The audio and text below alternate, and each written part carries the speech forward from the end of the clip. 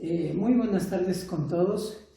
Bueno, en este día vamos a conversar acerca de las experiencias vividas por parte de mi compañero y docente aquí de la Unidad Educativa Cayambe, Fernando Urcuango, y mi persona, Gonzalo Espinosa, que sabemos muy bien que el sistema educativo ha tenido una serie de transformaciones que a su vez esto nos ha provocado que los procesos de enseñanza-aprendizaje sigan evolucionando y también que en ciertos años tenga serios tropiezos, pero esto también se ha corregido durante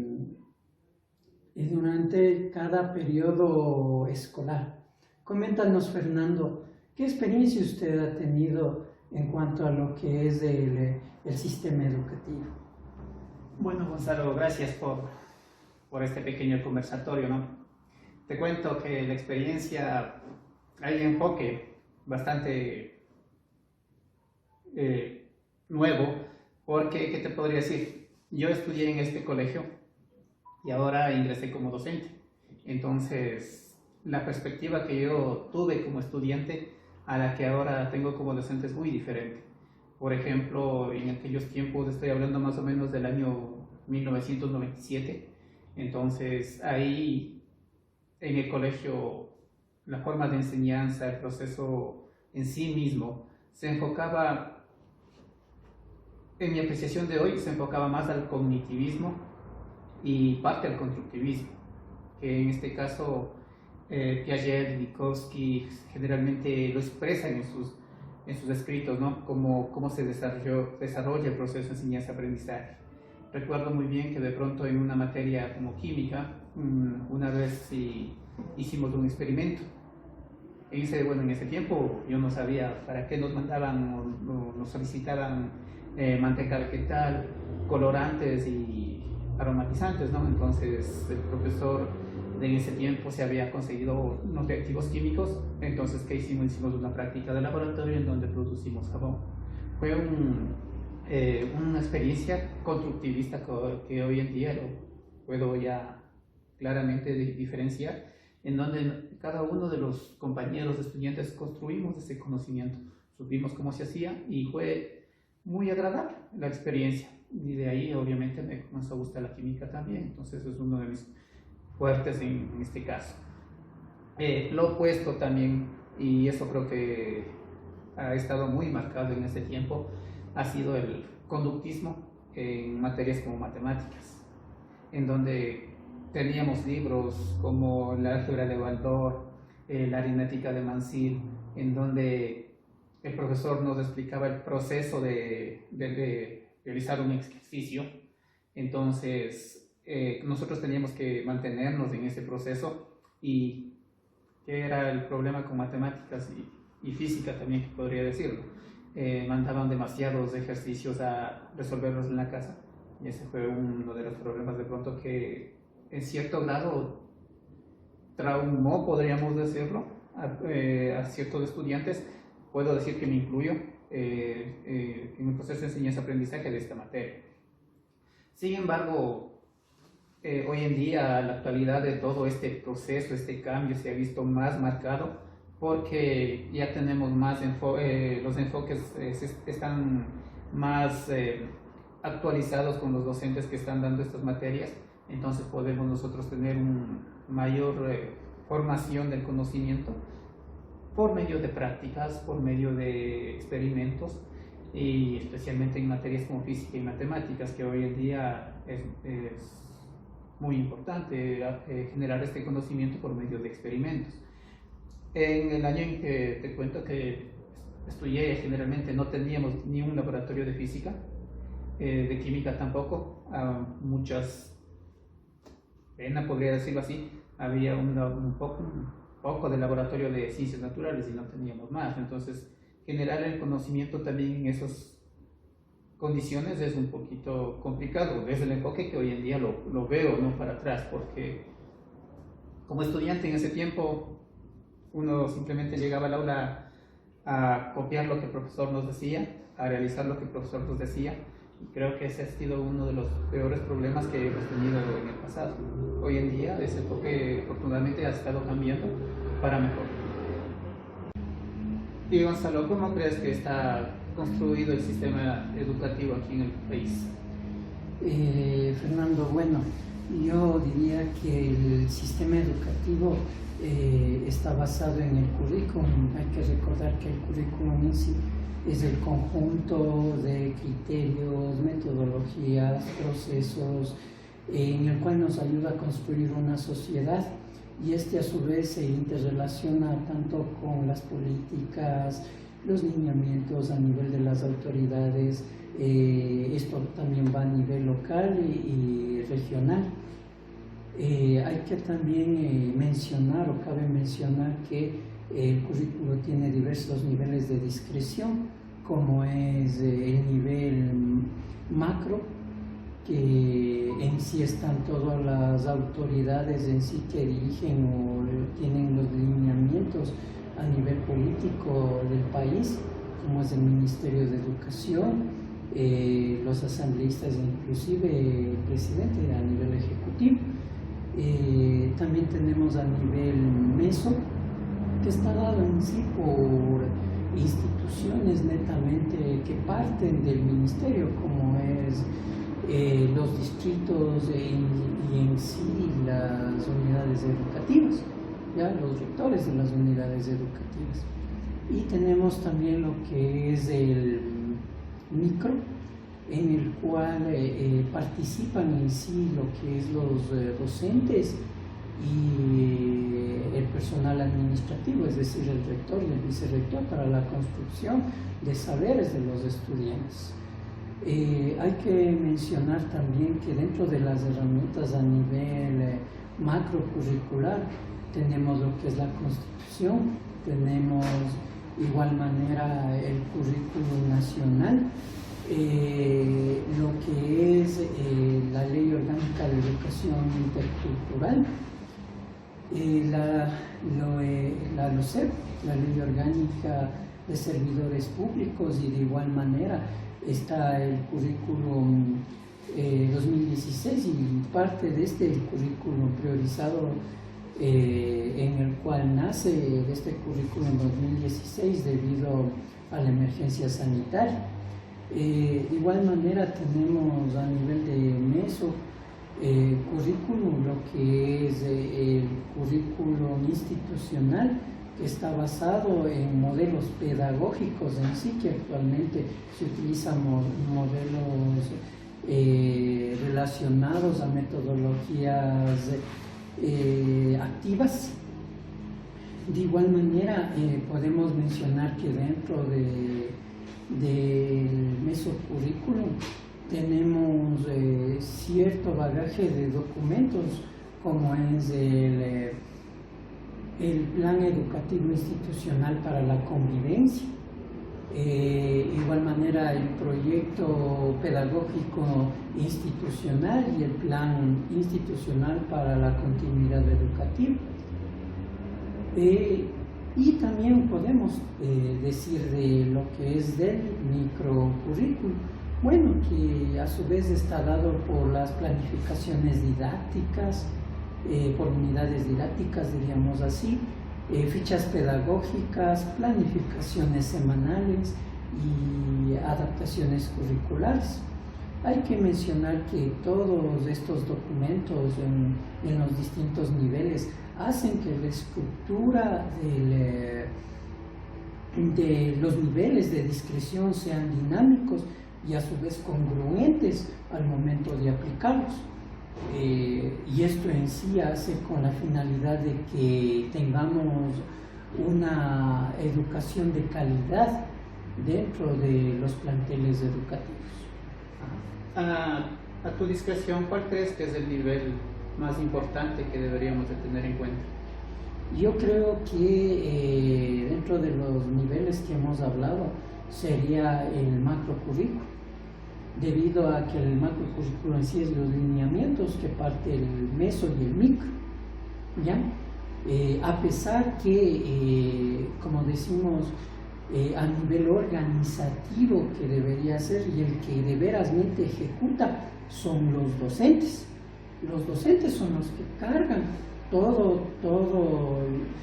estas metodologías, procedimientos que deben de aplicarse, y eso se ve reflejado dentro de la evaluación. Entonces, eso se toma en cuenta. Fernando, ¿qué importancia tiene la educación en sí para ti? Una pregunta bastante poquito complicada, ¿no? Pero en sí la educación es el motor de la sociedad, en donde puede generar oportunidades para poder generar trabajo y una superación en sí, ¿no? Te lo digo desde una perspectiva personal. Dentro de mi familia soy el primero que ingresó a una universidad, incluso pudo graduarse de profesional de la universidad. Entonces, ¿qué conlleva esto? Experiencias. Gracias a la educación que se pudo seguir, entonces abrió nuevas oportunidades, nuevos campos, nuevos caminos, nuevas alternativas que se pudo generar dentro de la sociedad misma y obviamente en relación a la familia. Escuché una pequeña conferencia de Emilia Pardo que asumía que para que una sociedad crezca y se responsabilice, lo primero que debería de haber es una instrucción, haciendo referencia a la educación, ¿no? Lo segundo, la instrucción. Y como tercero, la instrucción. Esto nos lleva a generar el pensamiento que la instrucción es algo revolucionario. Quien se instruye puede generar nuevos campos infinitos que podrían ponerse a disposición de la sociedad misma, siendo parte se le conoce obviamente como la población económicamente activa, generando empleo, dando nuevas oportunidades, incluso generando investigación. Entonces obviamente la educación y la calidad de la educación es muy importante para la sociedad, en todo ámbito, para que, como te dije, generalmente los economistas lo llaman capital humano, y es verdad, una empresa crece por su capital humano en este caso, y el capital humano es el que está capacitado en sí. Entonces, nos trae grandes beneficios, pero también nos trae grandes desafíos, ¿no? Tener una educación de calidad es muy importante, pero también tenemos que vencer a esas desigualdades que tengamos. Entonces, quien se educa con esfuerzo y dedicación tiene las capacidades para generar esto. Como te dije también, en parte contraria, ¿no? Lamentablemente en nuestro país hay cierta desigualdad en el acceso a la educación, y esto se ha llevado a cabo por un buen porcentaje de deserción que hay en la educación. Un porcentaje que de pronto ni quiere estudiar, pero no puede acceder a una educación superior o incluso educación de nivel bachillerato. Entonces, esas son las desigualdades que hay, y ahí está en donde nosotros también podemos participar para poder ir mejorando esto, ir tratando de bajando estos índices de deserción o de la imposibilidad de acceso a una educación. Justamente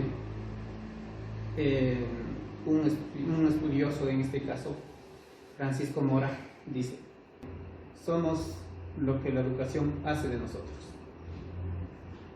Y no solamente a nivel de pronto de conocimientos, porque la educación no solamente está en una institución educativa, sino también está en el hogar. Y obviamente en la sociedad, de que uno va construyendo su propio conocimiento mientras va avanzando en su vida.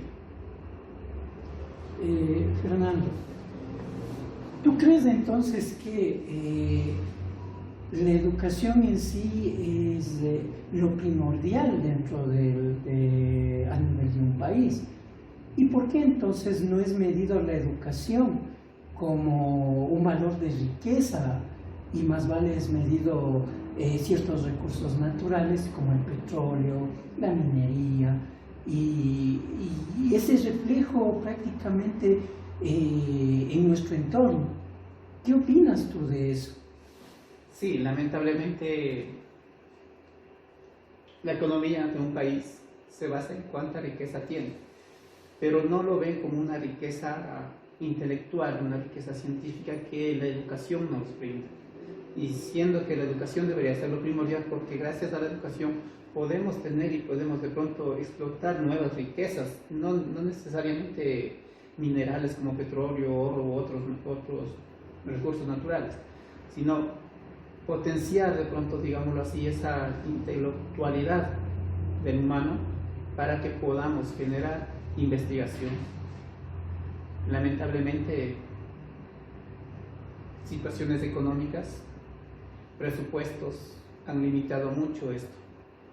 Obviamente son marcos legales, marco del nivel ejecutivo de un país, del nivel de pronto también legislativo, entonces que sí complica mucho de pronto, digámoslo así, que se le vea a la educación como un recurso muy importante dentro de la sociedad, y como que está relegada a un segundo plano.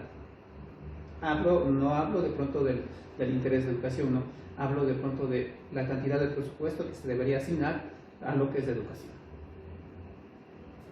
Tendríamos que ir cambiando esta mentalidad, pero no depende solamente de tú o yo, depende de toda una sociedad entera. Y Gonzalo, en todo este contexto educativo, algo muy importante y muy sonado últimamente es la evaluación. Si bien hacen referencia que tiene que ser diagnóstica, formativa y sumativa, ¿cómo tú opinas se ve este proceso desde tu parte ya de experiencia misma? Bueno, Fernando, yo te puedo comentar de que, bueno, partiendo de la evaluación en sí, es un proceso continuo de observación, valoración y registro de todos los logros dados por los objetivos en sí de aprendizaje que tenemos. Recalcando que también el docente tiene que realizar una retroalimentación durante esa evaluación. El propósito de la evaluación es orientar al alumno de manera oportuna, pertinente, eficiente, precisa, digamos, en sí y detallada para lograr los objetivos del aprendizaje. ¿Ya? Lo que tú mencionabas acerca de la evaluación tanto diagnóstica, esta podemos decir que se realiza al inicio en sí del periodo lectivo. También podemos mencionar que estas pruebas diagnósticas antes no se realizaban en mis épocas en sí de periodo estudiantil. Íbamos directamente a los contenidos, mientras que sí se realizaba, por ejemplo, estas evaluaciones formativas, en la cual se va durante el proceso educativo en sí del periodo del año lectivo. Hay que recalcar también que tenemos esta evaluación sumativa, que en sí ya engloba todo el proceso, el bagaje de contenidos, tareas, laboratorios que hemos tenido durante el tiempo del año lectivo, y a su vez todo ese cúmulo de calificaciones en sí se conforma a lo que es esta evaluación sumativa, ¿sí? Con todos esos aportes que se da durante el periodo lectivo. Sí, es verdad, yo recuerdo también en ese tiempo, no creo que somos de la misma época en sí, entrábamos directamente, como tú lo dices, a los contenidos, y básicamente el profesor nos dictaba clases, o sea, y nosotros teníamos que responder, o sea, una evaluación básicamente escrita en ese tiempo, no nos daban hojita, la respondíamos, teníamos nuestra nota. Claro, Fernando, como tú lo mencionas, el proceso educativo va evolucionando y a su vez también tratando de alcanzar unos estándares de calidad educativa. Hay que mencionar también que hay unas escalas de calificaciones en sí que nosotros tenemos. Antes en mis tiempos, las escalas de calificación iba del 0 al 20. En estos tiempos. Y ahora en estos tiempos es de 0 a 10, ¿ya? Tomando en consideración que no es que sea más rígido en sí en las calificaciones, sino que prácticamente la valoración bajó con la finalidad de, creo en sí que fue con la finalidad de determinar unas escalas como en otros países lo tenían, A, B o C, que prácticamente hacen una relación estas escalas con la finalidad de obtener en sí una cuantificación de los aprendizajes adquiridos durante el periodo o un determinado curso. Entonces tú estás haciendo referencia en esta parte a más o menos a la escala valorativa a nivel internacional, como por ejemplo, digamos así, los programas de la UNESCO o entre otros, ¿no? Claro, porque se va basándose también en estas escalas de la UNESCO. Igual manera hay estudios que se van realizando a nivel tanto regional, comparaciones, igual manera que estas comparaciones ven a su vez el grado de aprendizajes dados en cada uno de los países. Entonces eso también podemos mencionar que es muy indispensable realizar. Hay que recalcar también que nosotros como docentes debemos, al inicio del periodo lectivo, nosotros tenemos que aclarar cómo es el método de evaluación a cada uno de los estudiantes, de igual manera a los padres de familia, ya que si no lo realizamos o no realizamos esto correctamente, prácticamente nosotros estamos cometiendo un error, y esto a su vez puede llevarnos a términos legales que no sería favorable para nosotros como docentes. De igual manera podemos mencionar que dentro del informe en sí de los aprendizajes que nosotros debemos hacer, tenemos tanto el informe parcial de aprendizaje, el informe quimestral y de igual manera el informe anual que nosotros debemos reportar durante nuestro periodo o año lectivo, siendo necesario esto, como mencioné anteriormente, que es el cúmulo en sí de todos los aportes, todos los contenidos, todo en sí el bagaje, digamos así, de tareas, actividades y laboratorios, como anteriormente mencioné. Bueno, Fernando, para ti, ¿qué tan importante es el proceso de evaluación en el desarrollo o en sí, digamos, en el proceso de enseñanza-aprendizaje? Bien, Gonzalo, obviamente el proceso de evaluación, como tú mismo le dijiste, es recalcando un proceso continuo, ¿no? En el que se va valorando los conocimientos que han alcanzado los estudiantes, los muchachos. Sin embargo, personalmente no considero que esta valoración en sí representa cuánto el estudiante ha aprendido en el contenido, o si este contenido de pronto le sirve para la vida de en sí, para que desenvuelva él mismo. Sin embargo, obviamente la aplicación de una evaluación depende mucho del docente, que también podríamos de pronto hacer una heteroevaluación, una coevaluación con los mismos estudiantes, con todos estos enfoques que tenemos ahora en el momento, ¿no?